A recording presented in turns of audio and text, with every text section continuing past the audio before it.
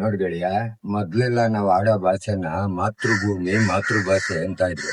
ಆದ್ರೆ ಈಗ ನಾವು ಕಂಡಂಗೆ ಇದು ಮಾತೃಭೂಮಿ ಪಿತೃಭಾಷೆ ಆಗ್ಬಿಟ್ಟೈತೆ. ಯಾಕೆ ಅಂತ ಅಂದ್ರೆ, ಈಗ ತೆಲುಗವ್ರನ್ನ ತಮಿಳವ್ರು ಕಟ್ಕೊಂಡು ಹೋಗ್ಲಿ, ತಮಿಳವ್ರನ್ನ ಹಿಂದಿಯವ್ರು ಕಟ್ಕೊಂಡು ಹೋಗ್ಲಿ, ಹಿಂದಿಯವ್ರನ್ನ ಕನ್ನಡದವ್ರು ಕಟ್ಕೊಂಡು ಹೋಗ್ಲಿ, ಅವ್ರ ಅಪ್ಪ ಯಾವ ಭಾಷೆ ಮಾತಾಡ್ತಾ ಇರ್ತಾರೆ, ಮಕ್ಕಳು ಅದೇ ಭಾಷೆ ಮಾತಾಡ್ತಾ ಇರ್ತಾರೆ.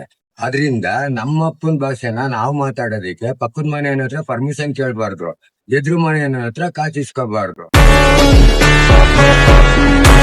ನಾವು ಪರಭಾಷೆ ವಿರೋಧಿ ಅಲ್ಲ. ನಮ್ಗೆ ಬೇರೆ ಭಾಷೆ ಅನ್ನೋದು ತರಕಾರಿ ಇದ್ದಂಗೆ. ಬರೀ ಖಾರದ ಪುಡಿ ಕಲ್ಸ್ಬಿಟ್ಟು ಸಾಂಬಾರ್ ಮಾಡ್ತೀನಿ ಅಂದ್ರೆ ಸಾಂಬಾರ್ ಆಗಲ್ಲ. 4 ತರಕಾರಿ ಹಾಕಿದ್ರೇನೆ ಸಾಂಬಾರ್ ಆಗೋದು. ಆದ್ರೆ ಆ ತರಕಾರಿ 40 ಆಗ್ಬಾರ್ದು, ಅತಿ ಆಗ್ಬಾರ್ದು ಯಾವುದೇ ಆದ್ರೂ. ಇವಾಗ ನಾವು ಬೇರೆಯವ್ರಿಗೆ ಏನು ಕೇಳಿ ಬೆಳ್ಬೇಕು? ನಮ್ಮ ಭಾಷೆಗೆ ಮರ್ಯಾದೆ ಕೊಡಿ, ನಮ್ಮ ಭಾಷೆಗೆ ಗೌರವ ಕೊಡಿ. ಹಲೋ, ನಾವು ನಮ್ಮ ಭಾಷೆನ ಪ್ರೀತಿಸೋ ರೀತಿ ನೋಡಿ, ಆಡೋ ಮಾತು ಕೇಳಿ, ಬೇರೆಯವ್ರಿಗೆ ನಮ್ಮ ಮೇಲೆ ಅಭಿಮಾನ ಬರಬೇಕು, ಆನಂದ ಆಗ್ಬೇಕು. ಯಾಕೆ ಅಂದ್ರೆ ನಾವು ತಲೆ ಮೇಲೆ ಹೊಡೆದು ಅಣ್ಣ ಅನ್ಸ್ಕೋಬಾರ್ದು, ನಡ್ಕೊಳ್ಳೋ ನಡವಳಿಕೆಯಲ್ಲಿ ಅಣ್ಣ ಅನ್ಸ್ಕೋಬೇಕು.